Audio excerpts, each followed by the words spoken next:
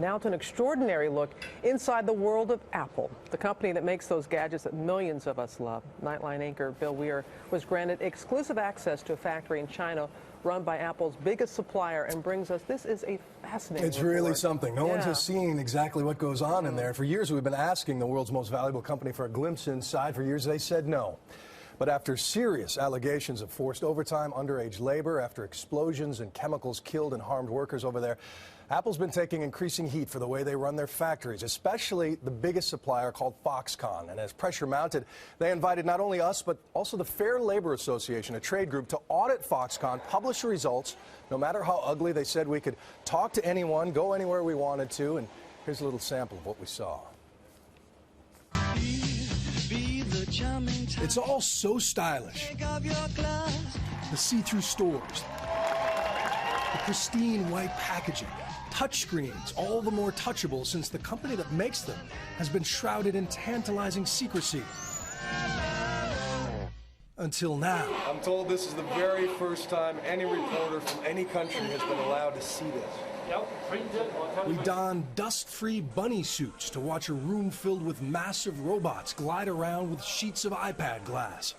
Wow, look at that. It's like a scene out of WALL-E. But these lines are the futuristic exception. And with Apple's reputation under fire, we're most interested in the people who build their complex gadgets one tiny piece at a time.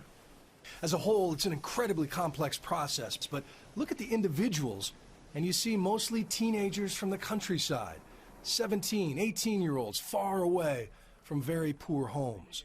So this is home. They live in a dorm with 7 strangers, spend 6 days a week repeating the same task again and again.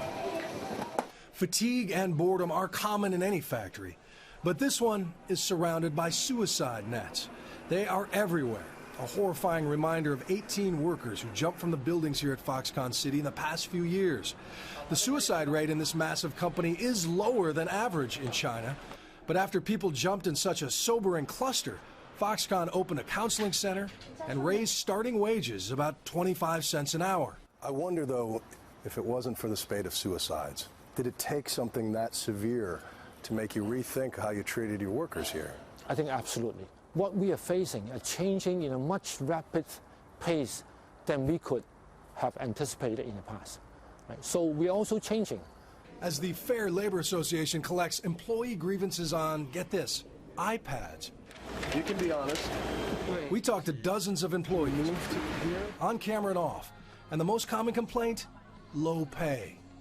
Most, like Zhao Xiaoying, can't afford to live with their own children, much less buy one of the products they help build. While she carves thousands of Apple logos onto the backs of iPads every shift, she's never actually seen a working iPad. What do you want the people who end up buying this to know about you?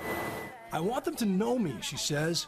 I want them to know we put a lot of effort into this product, and when they use it, please use it with care.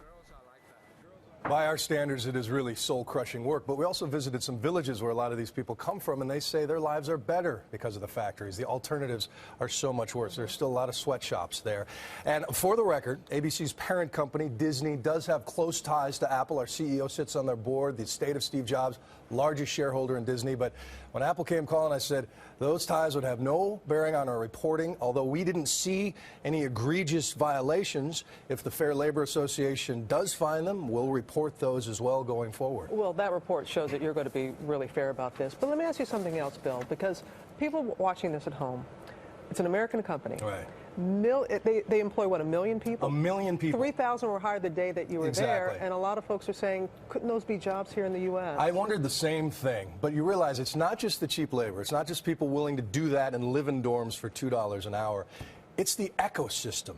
You have no idea the scale. The Chinese decided 30 years ago, we're going to take millions of little pieces from thousands of different places and build stuff faster than anybody. And to be honest, in our current world, you can either be the country that lines up to make this stuff, or you can be the country that lines up to buy it. But it's impossible to be both. All right, Bill, thank you. Again, just absolutely fascinating. He will have much more on that stunning and exclusive report on World News and a special edition tonight on Nightline.